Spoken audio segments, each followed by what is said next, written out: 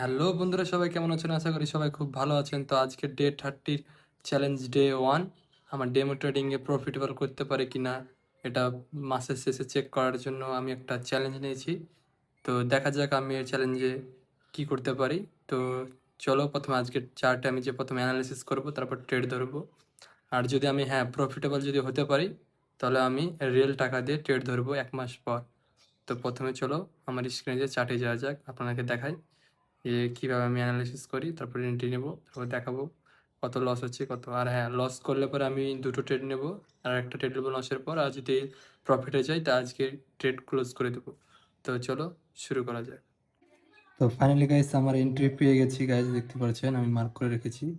তো ভেবেছিলাম আমি যদি এই জোনে আসি তাহলে আমি এন্ট্রি নেব বাই সাইডে। তো আমি এখন এন্ট্রি নেব, দেখতে পাচ্ছেন এখানে আমি এন্ট্রি নিয়ে নেব লং পজিশনে। তো দেখতে পাচ্ছেন আমি এটা সেট করে নিই গাইস। তো ফাইনালি গাইস আমার এন্ট্রি সেট হয়ে গেছে, দেখতে পাচ্ছেন বন্ধুরা। তো এখন দেখা যাক মার্কেট কোন ডাইরেকশনে যাবে।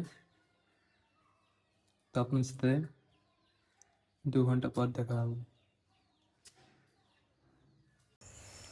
তো বন্ধুরা দেখতেই পাচ্ছেন আমার $10 কমপ্লিট হয়ে গেছে। তো আমি মার্কেটে এখান থেকে ক্লোজ করে নেব। $10 অনেক হয়। তো বন্ধুরা দেখতে পাচ্ছেন আমার $10 মানে আমার টোটাল হলো 110। আমি 110 দিয়ে আবার ট্রেড করব কালকে। তো কালকে আবার আপনাদের সাথে দেখা হবে। Thank you so much for watching.